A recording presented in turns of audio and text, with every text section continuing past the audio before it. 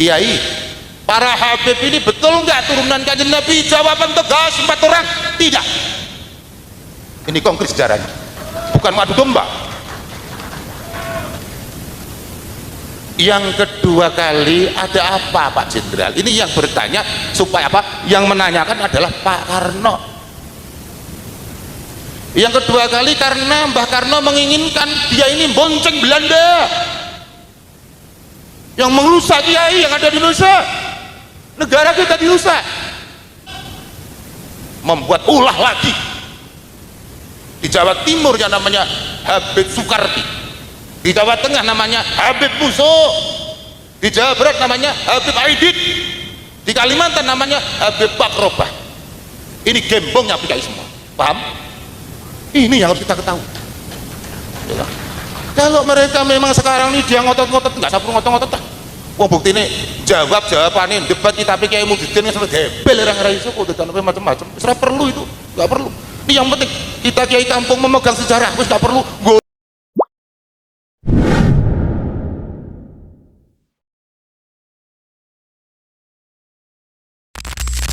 bahas lagi. Sopo sing iso nemokno sing jenenge Naqaba Ansab mulai abad 4, 5, 6, 7, 8 sampai pekoh gak nemokno. Beliau yang menemukan. Karena apa? Ini penyebabnya yang harus kita tahu. Sampai terjadi tesis yang muncul begini-begini, ini ada persoalan. Ada persoalan yang baru muncul, pemikiran yang rusuh auta-auta masyarakat, pemikiran yang rusuh, pemikiran-pemikiran masyarakat, keterangan fasik, ucapan yang salah dan sebagainya, rusuh otaknya masyarakat. Makalah timbul yang namanya di dalam Al-Quran, ya ayyuhalladzina amanu, ya ayyuhalladzina amanu in ja'akum fasikun binaba'in fatabayyan. Kalau kita ini di bumi Allah keluar timbul dan bahasa-bahasa yang tidak pantas, ucapan yang tidak pantas, aran yang tidak pantas dan pas, aran-aran yang kadang-kadang membingungkan kepada masyarakat, tampillah dengan keterangan-keterangan yang ada atau penjelasan-penjelasan yang ada melalui dengan tradisional Kiai Madudin. Wes niku gak perlu kata kira ngene piye. Nah, ini tidak bisa ditinggalkan pula para kiai seluruh yang adil. Penjenengan datang di sini ini karena rata-rata ingin tahu bagaimana Kiai Madudin ini. Beliau orangnya masih muda tapi berani.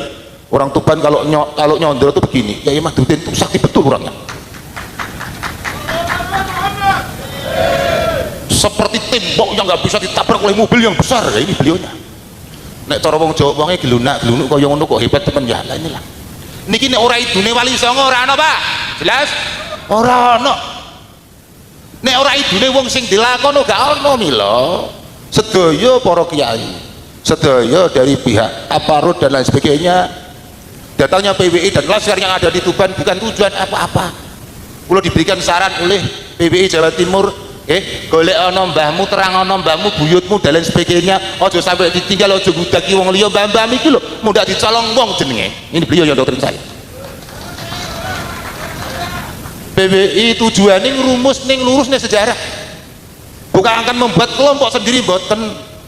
Habis ngasar saya ditanglet tamu PWI ini maksudnya apa Pak Kiai, tujuannya apa? Jawabanku simpel Gus, PWI itu tujuannya ngurip-ngurip tahlil, nahlili mbah-mbah dhewe, buyut-buyut dhewe, sebab kok nek buyut dhewe dicangkok mbek wong, dicolong mbek wong, niku sing ndelokno Kiai Mat mungkin. Ini tujuan pokok. Saya 2015 sudah mengajak kepada santri saya semua pengurus NU, sudah tak kasih tahu. Bingung goleki wong liya-liya tapi bae dhewe gak kenal. Ini naif sekali kalau sampai terjadi terus-terusan. Maka timbullah dengan perubahan pemikiran masyarakat, ya tak? Pemikiran yang kadang-kala menyimpulkan penjenengan menganggap itu salah dan sebagian menganggap itu benar dan salahnya. Yang penting urusan yang pokok ini harus dipahami. Nah, masalah kitab mon Kiai Madudin, sejarah ini harus kita pahami. Terus nggak perlu debat masalah kitab. Pada tahun 1888 ada apa di Indonesia? Pada tahun 1884 ada apa di Indonesia? Pada tahun 1920 ada apa di Indonesia? Pada tahun 1998 ada apa? Pada tahun 1960 ada apa? Pada tahun 1966 ada apa? Ini yang perlu kita pahami. Ini penyebab timbulnya yang namanya tesis penelitian yang sangat konkret. Wis ora usah diragukan. nek dianggap sing jenenge PWI, nek dianggap jenenge Laskar Sabilillah, ini akan membuat kelompok adu domba masyarakat, membuat kelompok akan merusak mikir masyarakat. Yang bilang itu yang membuat rusak. Ini harus dipahami. Membuat fitnah-fitnah, yang membuat yang berbicara itu, yang membuat yang fitnah. Saya ingat Gus Jamil dan Kiai Iman pada tahun 2017 mau runtuhnya HTI, saya satu mobil dengan Kiai Said. Kiai, antum kok berani betul sama habaib? Jawaban beliau simpel, ya sorry, meskipun aku sendiri mereka semua akan salawat. Siapa dia ini? Wah, ini di dalam hati saya yang sangat menyentuh hati saya, masih saya ingat. Beliau saya konfirmasi, Kiai mohon maaf, saya izin, saya mendukung tesnya Kiai Iman. Jawaban beliau nggak saya tunjukkan, tapi oke. Ya guru saya kok Gus, sampai kecil tuh Gus, pondok ini yang mendirikan beliau. Orang suka semuanya tahu. Yang aku dan pembimbing beliau, aku sampai beliau. Jadi aku tahu bagaimana hidupku seperti itu.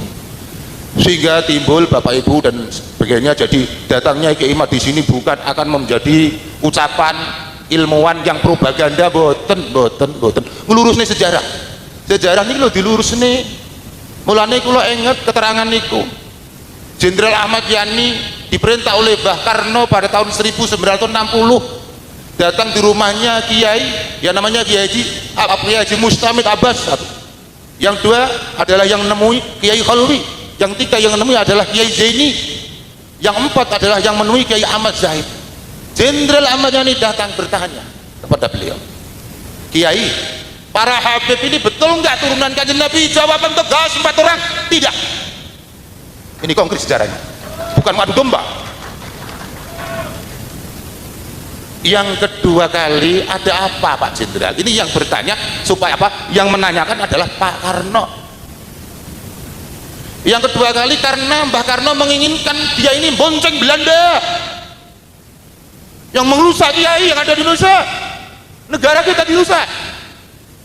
Keinginan Mbah Karno supaya mereka dipulangkan kembali dengan Belanda.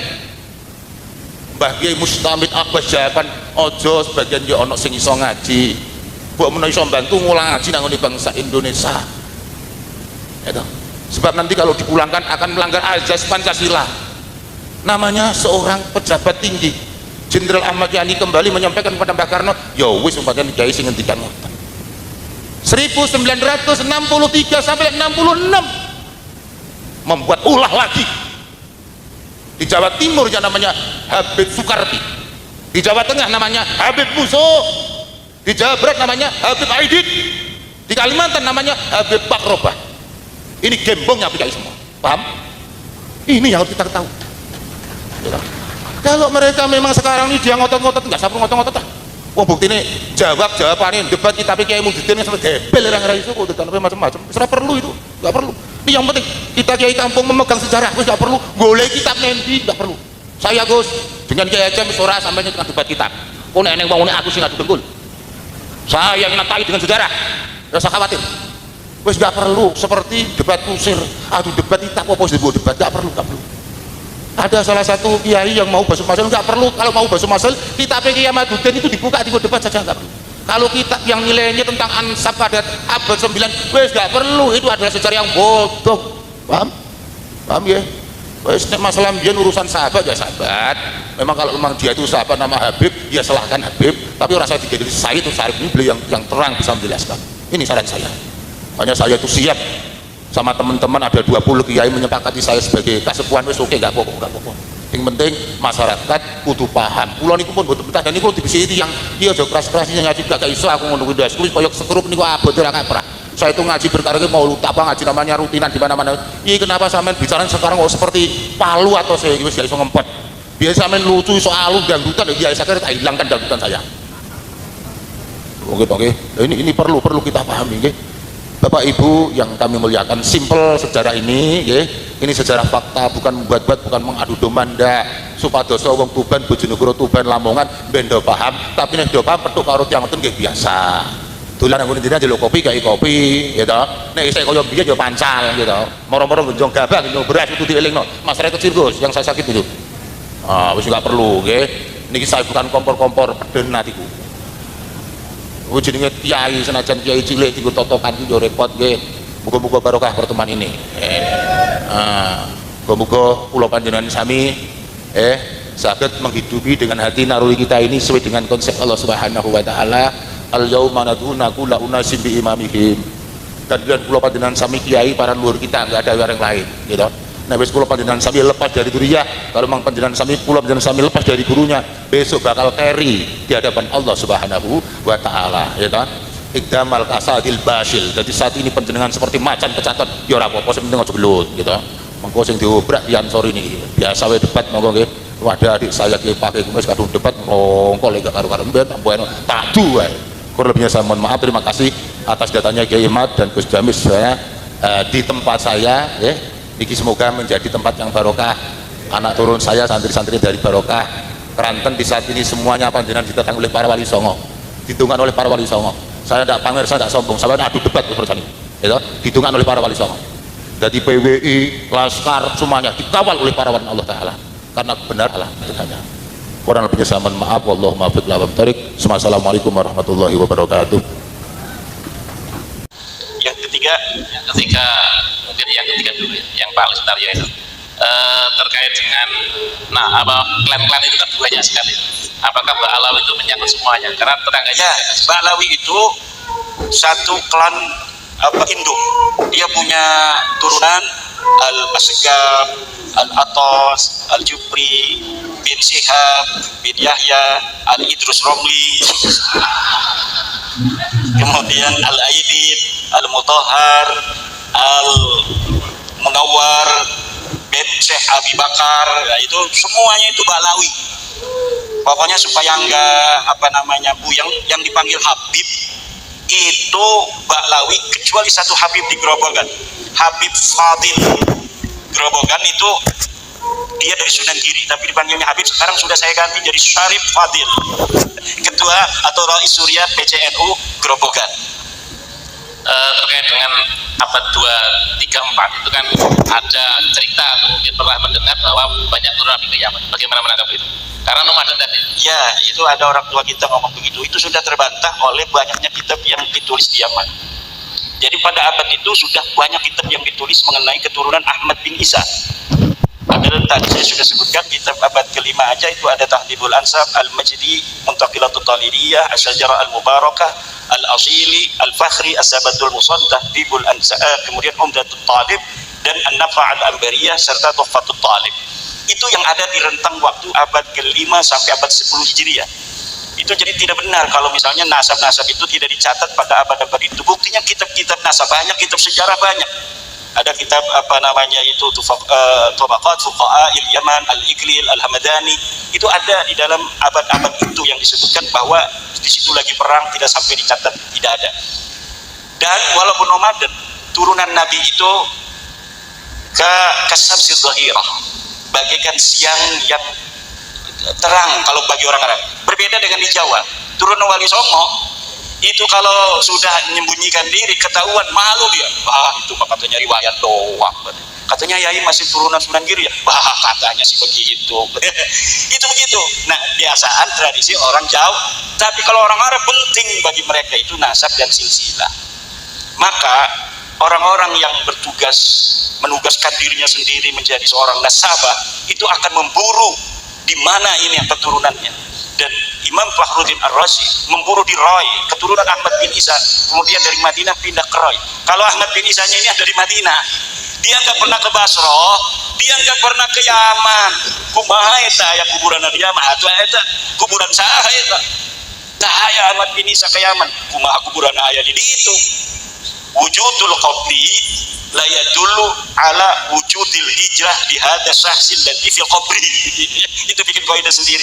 Adanya kuburan tidak menunjukkan bahwa orang itu memang dikubur di situ. Tidak.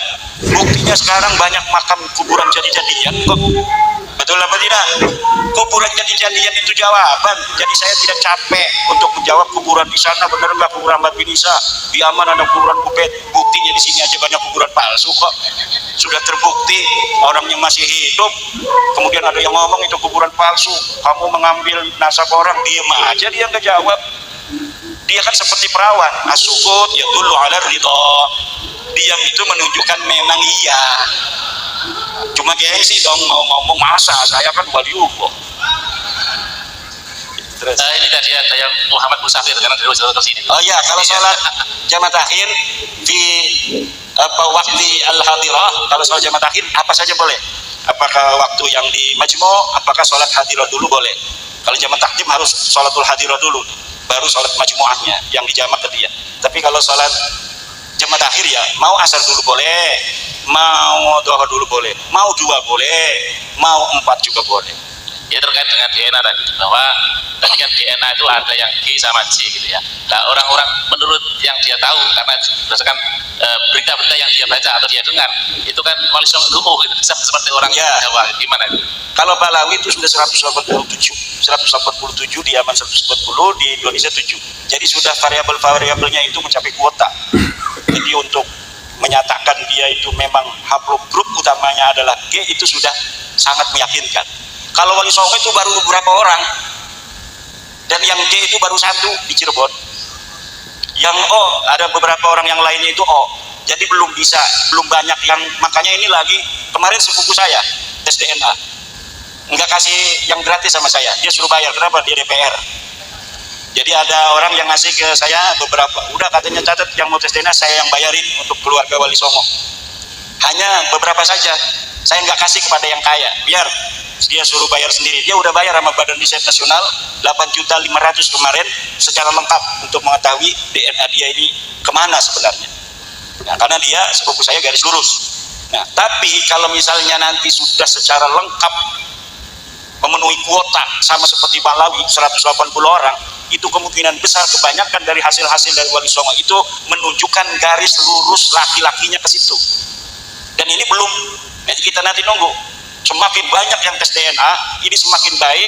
Selain dari usaha dari Gus Jami untuk mengadakan seminar tentang sejarah wali songo, karena memang ada manuskrip tua-tua ini kan baru sekarang muncul. Madura ini gudang manuskrip tua. Kenapa? Zaman dulu Madura itu tidak termasuk yang diambil-ambil oleh Belanda. Nggak berani sama orang Madura itu ngacak-ngacak rumahnya. Kalau di Banten itu Gus Jami, 1808 Kesultanan Banten dihancurkan. Itu semua manuskrip diambil. Untung masih ada beberapa tentang silsilah sampai 1808 yang masih ada. Tetapi tentang kitab-kitab karangan ulama Banten yang belum dicetak, itu saya menemukannya di Leiden. Saya juga pernah ke Leiden meneliti manuskrip. Saya ketemu dengan profesor yang ngarang buku tentang Habib Usman bin Yahya. Jadi dengan Habib Usman bin Yahya penulis bukunya, saya sudah ketemu Bapak Profesor Niko Kaptein. Itu di Leiden di sana. Dan di Leiden itu mayoritas adalah manuskrip-manuskrip yang berasal dari Nusantara. Nah, tapi di Madura, alhamdulillah dengan ada kasus nasab ini, dibongkar-bongkar. Sunan Gunung Jati itu ketemu tahun 1624. Itu dari Madura, bukan dari Cirebon, bukan dari Kanoman, bukan dari Kasepuan, tapi ditemukannya dari Madura. Dari tapal kuda yang semi-semi Madura itu ditemukan banyak sekali kitab-kitab manuskrip. Kemarin Arah 9 Channel menemukan lagi dari Madura lagi. Rupanya orang Madura punya gaya tersendiri menyembunyikan manuskrip sehingga tidak bisa terdata oleh radar Belanda. Karena Belanda ini ingin sejarah Indonesia itu hilang masa lalunya. Agar apa? Mereka dapat untuk membawa bangsa Indonesia segendak hatinya, karena dia tidak punya kompas sejarah. Orang yang tidak punya sejarah masa lalu sebuah bangsa itu akan mudah dikendalikan oleh bangsa lain. Makanya kenapa itu ada bangsa yang sampai bikin-bikin sejarah palsu, karena sejarah itu penting. Bikin makam leluhur dia, ditaruh angka 1500, udah dia berarti leluhurnya sama Wali Songo. Siapa dulu nih yang menyebarkan Islam? Apakah Wali Songo apa leluhur saya? Tuh lihat tuh, ada makamnya. Kapan ini makam? Ini makam baru direnovasi, dulunya sudah ada, gampang saja. Nah ini yang akan terjadi kalau kita mengabaikan makam-makam leluhur kita. Silsilah dan sanad bagus, kita tidak mengunggul-unggulkan nasab. Tetapi kalau kita sendiri tidak tahu nasab kita sendiri sama sekali, itu ada jeleknya. Apa jeleknya? Nanti kita akan ada perasaan masa bodoh terhadap leluhur kita. Padahal yang dibaklalikan itu leluhur kita, tapi karena kita yang gak punya tulisan catatannya, kepada anak kita tidak dititipkan, akhirnya kita merasa itu orang lain, dan silahkan saja siapa yang mau mengambilnya. Jadi sekarang ini saya ada perasaan takut juga masalah nasab ini. Kita ngomong-ngomong begini, takut nanti generasi kita jadi baklawi yang menggulung-gulkan nasab. Buktinya itu orang menggulungkan nasab itu sekarang gak ada fuqahanya, gak ada orang alimnya. Baca kitab aja dari kiri ke kanan. Bahaya kan nanti anak cucu kita nggak mau, kita naudzubillah min dzalik, gara-gara kita ingin satu manfaat, yaitu sejarah kita tidak hilang, tapi kemudian eksesnya adalah anak cucu kita menjadi sombong dengan nasab juga. Saya cucu Sunan Gunung Jati Sergidillah, cium tangan, cium tangan. Naudzubillah. Jadi ada ekses negatif dan ada ekses positif. Ini yang kita harus hati-hati terhadap anak-anak kita. Mungkin caranya adalah begini: liman lam yablugh darajatal ilmi, jangan kasih tahu. Anak kita yang lam yablugh darajatal ilmi jangan kasih tahu. Lam yablugh darajatal ibadah jangan dikasih tahu. Lam yablugh darajatal istiqomah jangan dikasih tahu. Tapi kalau ada anak kita yang kelihatan udah soleh, udah pinter, kasih tahu enggak apa-apa, supaya dia yang menjaga. Ada yang lainnya enggak soleh kelihatannya, udah jangan dikasih tahu, dia biar tidak belagu-belagu dengan nasab. Kalau dia mau berbuat jelek juga dia tidak bawa-bawa keturunan. Nah kalau sekarang orang yang sejak kecil dikasih tahu kamu nasabnya bin Rasulullah, kemana-mana dia ditanya siapa namamu, langsung disebut sampai Rasulullah. Jadi ada rasa ujub, rasa takabbar fi qalbi. Naudzubillah, summa naudzubillah. Kemudian dia ada ta'ala 'alal akharin, dia merasa tinggi daripada orang-orang lain. Ini bahaya untuk anak cucu kita di dalam menggapai derajat taqarrub ilallah subhanahu wa ta'ala. Bahaya bagi anak cucu kita untuk mencapai darajatul ilmi, yang ilmu itu harbun lil fatal muta'ali. Ilmu itu musuh perang bagi pemuda yang sombong. Gak bakal dia naik derajat ilmu kalau dia dalam hatinya ada sombong. Ini kita harus hati-hati juga, Yai Ansori, di dalam membahas masalah nasab. Kita penting juga untuk mengetahui nasab, tapi anak-anak kita yang belum mencapai derajat soleh, derajat ilmu, jangan dikasih tahu dulu, biar dia itu menggapai-gapai cita-citanya dengan semangat kerja keras belajarnya yang tinggi saja. Ada lagi, alhamdulillah, karena ini kalau saya sudah jamaah takdim tadi ya.